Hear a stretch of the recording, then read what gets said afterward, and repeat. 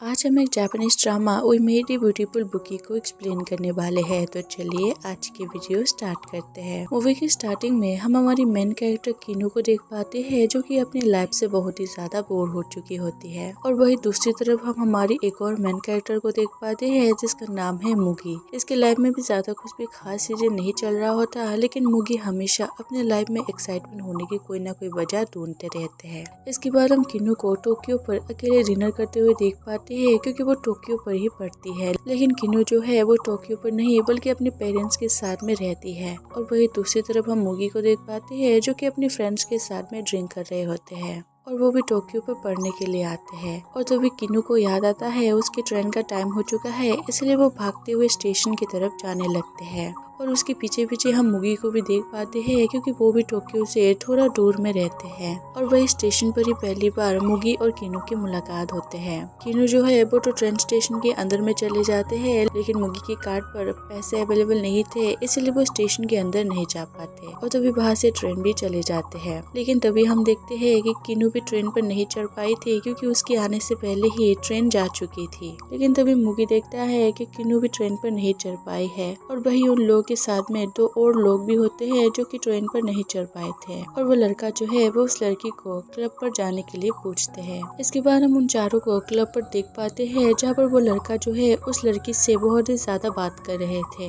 लेकिन तभी मुगी देखते हैं कि वहाँ पर बहुत ही फेमस राइटर है, और उसे देखने के बाद में वो एक्साइटेड हो जाते हैं। लेकिन वही दूसरी तरफ वो लड़का और लड़की जो है उन लोगों को कुछ भी फर्क नहीं पड़ रहा होता। और थोड़े टाइम बाद वो चारों क्लब से निकल जाते हैं, और वो लड़का और लड़की जो है वहाँ से चले जाते हैं। और तभी मुगी भी किनू को बाय कहकर वहाँ से जाने लगते हैं, लेकिन किनू जो है वो भागते हुए वापस से मुगी के पास में जाते हैं। और वहाँ वो किनू जो है वो मुगी से उस फेमस आर्टिस्ट के बारे में बात करने लगते हैं। और यहाँ वो मुगी भी ये बात जानकर बहुत ही ज्यादा खुश हो जाते हैं कि किनू भी उस फेमस आर्टिस्ट को जानते हैं। इसके बाद वो दोनों एक रेस्टोरेंट पर जाते हैं, और वहाँ पर एक दूसरे के इंटरेस्ट के बारे में बात करते हैं। और वहाँ पर उन लोगों को पता चलता है उन लोगों की चॉइसेस जो है वो एक जैसे है, जैसे कि उन दोनों को एक ही तरह के बुक्स पसंद थे, और उन दोनों के शूज जो है वो भी एक जैसे थे। इसके बाद मुगी जो है वो किनू को अपना बनाया हुआ एक मूवी दिखाने वाले थे, जिसका नाम था गैस होल्डर। लेकिन तभी वहाँ पर मुगी के फीमेल फ्रेंड आ जाते हैं, और मुगी जो है वो अपने फ्रेंड से बात करने लगते हैं। और यहाँ वो किनू को थोड़ा अनकंफर्टेबल फील होता है, इसलिए वो वहाँ से चले जाते हैं। और वहाँ पर मुगी की फ्रेंड कहते हैं कि तुमको उस लड़के के पीछे जाना चाहिए। और मुगी भी किनू के पास में भागते हुए वापस से चले जाते हैं। वहाँ वो किनू मुगी से थोड़ा सा नाराज था, लेकिन मुगी जो है वो उसे मना लेते हैं। और यहाँ पर वो दोनों एक दूसरे के साथ में बहुत ही जल्दी घुल मिल गए थे, क्योंकि उन लोगों के इंटरेस्ट जो है वो एक जैसे थे। और वहाँ पर वो दोनों डिसाइड करते हैं कि वो लोग मुगी के घर में जाएंगे, क्योंकि मुगी का जो घर है वो टोक्यो से 8 मिनट की दूरी पर था। और वो लोग चलते हुए मुगी के घर में जाने लगते हैं, लेकिन तभी वहाँ पर बारिश स्टार्ट हो जाते हैं। लेकिन किसी भी तरह से वो लोग मुगी के घर में चले जाते हैं। और अब से मैं मुगी को मिनाटो कहकर बुलाऊंगी। मिनाटो के घर में जाकर किनू देखते हैं कि मिनाटो के पास भी वही सारे बुक्स है जो कि किनू के पास में है। और ये देखने के बाद किनू को बहुत ही अच्छा लगता है। इसके बाद मिनाटो जो है वो किनू के लिए राइस बोल बनाते हैं, और वहीं पर मिनाटो किनू को अपना बनाया हुआ मूवी भी दिखा रहे थे। और किनू जो है वो उस मूवी को देखते हुए सो जाते हैं। और नेक्स्ट मॉर्निंग को मिनाटो किनू को बस स्टॉप तक छोड़ने के लिए जाते हैं। और वहाँ पर वो दोनों फिर से मिलने का डिसाइड करते हैं। किनू जो है वो मिनाटो को मम्मीज की एग्जीबिशन में मिलने के लिए इनवाइट करते हैं। इसके बाद किनू जो है वो अपने घर में आ जाते हैं, और वहाँ पर किनू के जो पेरेंट्स है वो किनू के लिए बहुत ही ज्यादा परेशान थे। और वहाँ पर उनके पेरेंट्स किनू से सवाल भी कर रहे थे, लेकिन किनू उन लोगों के सवालों का कोई भी जवाब नहीं देते, और अपने रूम में आ जाते हैं। और वहाँ पर वो कल रात के बारे में सोचने लगते हैं। और दूसरी तरफ हम मिनाटो को भी देख पाते हैं, जो कि किनू के बारे में ही सोच रहे थे। इसके बाद नेक्स्ट वीक मिनाटो और किनू जो है वो एक दूसरे से फिर से मिलते हैं। और वहाँ पर किनू हमसे कहते हैं कि उस टाइम के बाद से ही वो दोनों रोज मिलने लगे थे। और मिनाटो जो है वो किनू को उस जगह पर भी लेकर जाते हैं जहाँ पर उसने मूवी बनाया था। और वहाँ पर वो दोनों एक दूसरे की फोटो लेते हैं।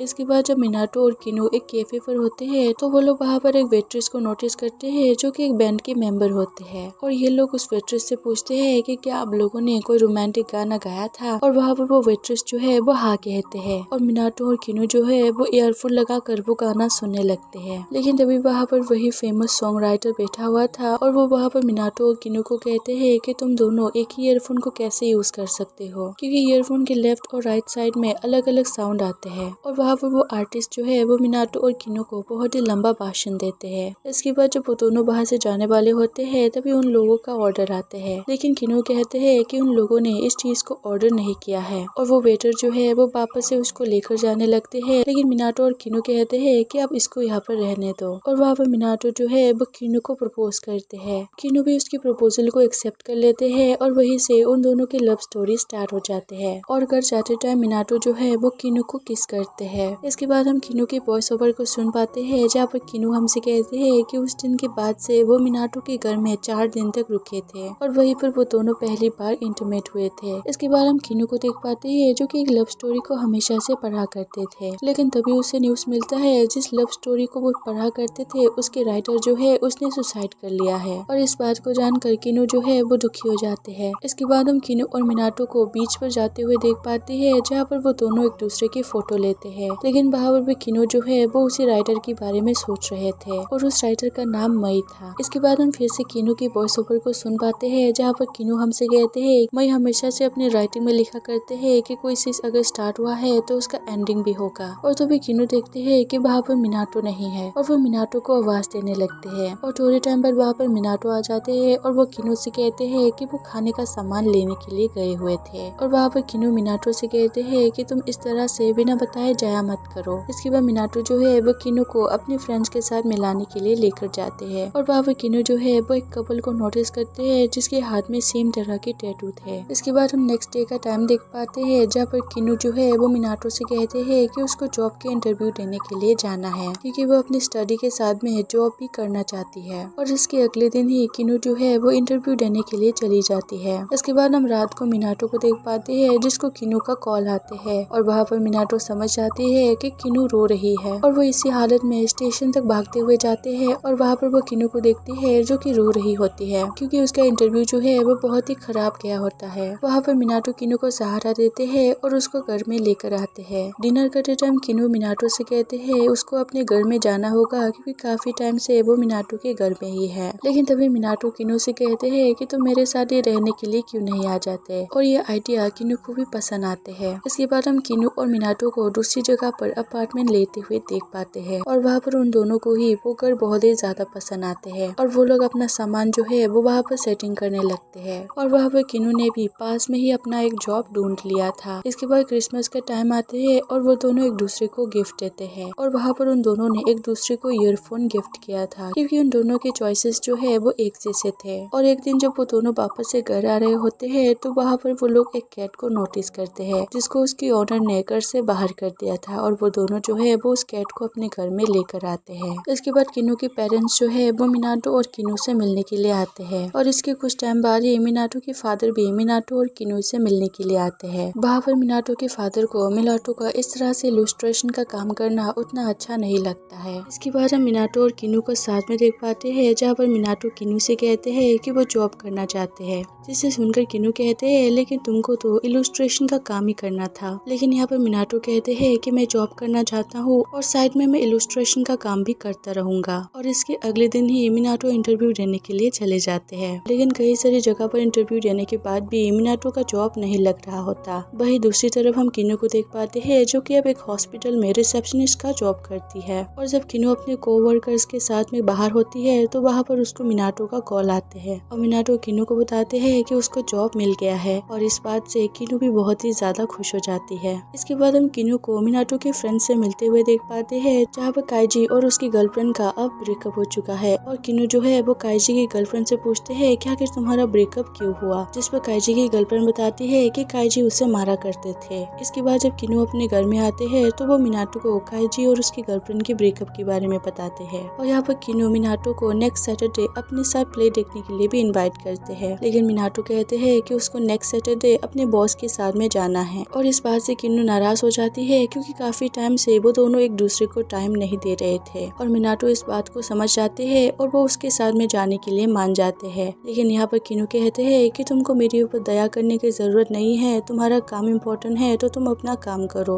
और इसी बात को लेकर उन दोनों के बीच में झगड़ा स्टार्ट होने लगते हैं। अब इस टाइम पर उन दोनों की रिलेशन अच्छे से नहीं चल रही थी, क्योंकि वो दोनों अपने अपने जॉब पर बिजी थे और एक दूसरे को टाइम नहीं दे पा रहे थे। इसके बाद मिनाटो जो है वो सैटरडे को अपने बॉस के साथ ही चले जाते हैं और दूसरी तरफ हम किनू को देख पाते हैं जो कि अकेली ही प्ले देखने के लिए चली गई थी। इसके बाद हम रात को किनू को गेम खेलते हुए देख पाते हैं, जिसके पास में मिनाटो आते हैं। वहाँ पर किनू मिनाटो को भी अपने साथ खेलने के लिए इनवाइट करते हैं, लेकिन मिनाटो कहते हैं कि उसको काम है और वो अपना काम करने के लिए चले जाते हैं। और इसके बाद वो दोनों कई बार एक दूसरे के साथ में घूमने के लिए भी जाते थे, लेकिन वो दोनों एक दूसरे से कम ही बात करते थे। इसके बाद हम रात का सीन देख पाते हैं, जहाँ पर मिनाटो किनू से पूछते हैं कि तुमने हम दोनों की शादी के बारे में क्या सोचा है, जिस पर किनू कहते हैं कि उसने इस बारे में अभी कुछ भी नहीं सोचा है। इसके बाद हम नेक्स्ट मॉर्निंग का सीन देख पाते हैं, जहाँ पर किनू जो है वो काइजी की एक्स के साथ में थे और तभी वहाँ पर काइजी की जो गर्लफ्रेंड है उसके एक फ्रेंड आते हैं और इसको हम जीनू कह के बुलाएंगे। इसके बाद हम मिनाटो को अपनी जॉब पर देख पाते हैं, जहाँ पर वो अपने कोवर्कर से डिस्कस कर रहे थे कि एक आदमी ने अपने ट्रक को पानी के अंदर फेंक दिया है। और यहाँ पर उन लोगों को बाद में पता चलता है कि उस आदमी के ऊपर काम का बहुत ही ज्यादा प्रेशर था और इस वजह से उसने ऐसा किया। और ये बात जो है वो मिनाटो को पसंद नहीं आता है, क्योंकि सबको अपना रिस्पॉन्सिबिलिटी उठाना पड़ेगा, चाहे वो जैसे भी हो। इसके बाद हम मिनाटो और किनू को साथ में देख पाते हैं, जहाँ पर किनू मिनाटो को बताते हैं कि वो अपना जॉब छोड़ना चाहते हैं और वो ये भी कहते हैं कि वो जीनू नाम की एक लड़की के साथ में इवेंट मैनेजमेंट का काम करना चाहती है। लेकिन इस बात से मिनाटो नाराज हो जाते हैं,